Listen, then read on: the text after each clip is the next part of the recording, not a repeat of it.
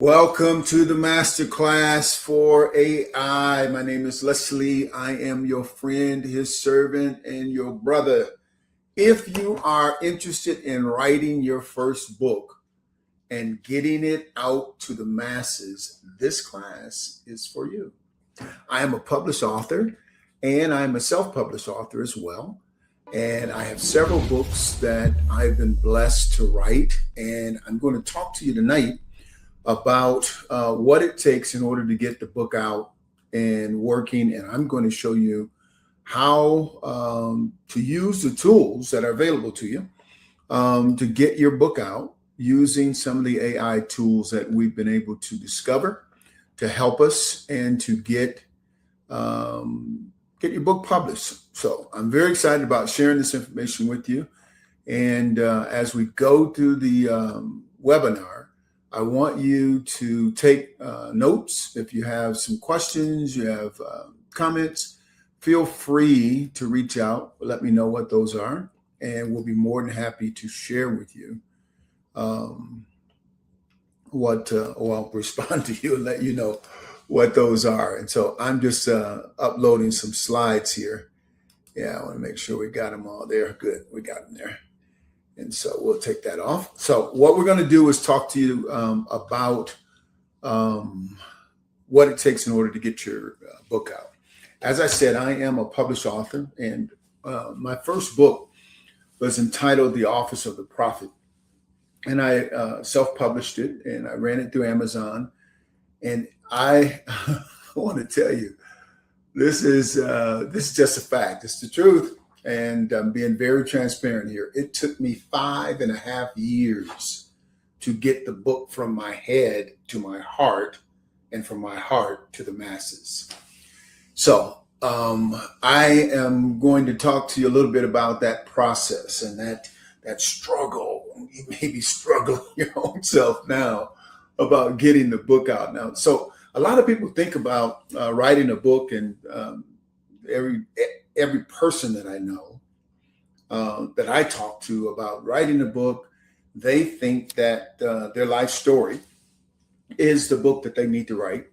And I will never, ever discount that, because wherever you start, just write. That's what one of my mentors instilled in me and helped me, Dr. John Maxwell.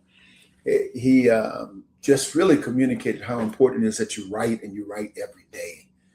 Communicate your thoughts, write them down, get them into some type of system where you can go pull them up, and then at any time you can communicate them from your head to your hand and put them on paper. And so that is a discipline that has really helped me. But long before I met Dr. Maxwell and became part of their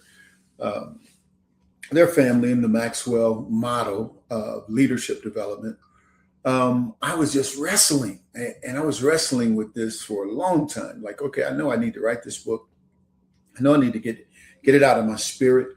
And I had mentioned it a couple times from ministering from the pulpit or whatever. And some of my spiritual disciples and sons and daughters that I was ministering to, they just would just remind me, hey, you need to write a book. You need to write a book, because we would be sharing from the depths of our soul through the Ruach of the Spirit of the living God. And they were being blessed by the depths of the teaching and the material that we were using. And they just felt like it was time for me to write a book. And so one daughter in particular, Sister Tamisha, prophetess Tamisha, she just was insistent that you need to write this book. You need to write a book. And so what we did, we went to a conference, and it was in St. Louis, major conference, and the keynote speaker and their team, they were doing what they do. I won't even call any names, it's not important. But when I left that conference, I was so disappointed. And I mean, I was really disappointed.